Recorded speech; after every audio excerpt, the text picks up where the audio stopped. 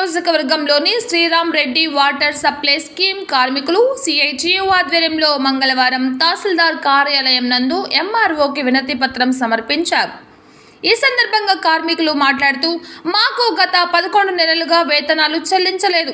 గతంలో కూడా మేము సమ్మెకు సిద్ధమవుతున్న సమయంలో పంపు సెట్లు, మోటార్స్ ఆఫ్ చేస్తుండగా కళ్యాణ్ దుర్గం ఎమ్మెల్యే సురేంద్రబాబు జోక్యం చేసుకొని మార్చి 3వ తేదీ లోపల మీకు జీతాలు ఖచ్చితంగా అధికారులతో మాట్లాడి జమ చేస్తానని, ఒకవేళ అధికారులు స్పందించకపోతే నా సొంత నిధులతో మీ జీతాలు ఇస్తానని చెప్పి ఇప్పటి వరకు కూడా స్పందించకపోవడం సమంజసం కాదన్నారు. ఈరోజు కార్మికులంతా చేరి ఇచ్చిన మాటని అడిగితే మాట తిప్పుతున్నారు. కార్మికులకు సంవత్సరం పొడుగునా జీతాలు రాకపోతే కార్మికుల కుటుంబాలు ఏమి తిని బ్రతకాలని అధికారులను ప్రశ్నించారు. కూటమి ప్రభుత్వం ప్రవేశపెట్టిన బడ్జెట్లో అన్ని వర్గాల ప్రజలను, కార్మికులను, మహిళలను, రైతులను ఆదుకునే బడ్జెట్ అనే విధంగా ప్రచారం చేసుకుంటున్నారు. అయితే ఆచరణలో మాటకు భిన్నంగా ఈరోజు కార్మికులు, రైతులు, పేదలు సమస్యలు ఎదుర్కొంటున్నారన్నారు.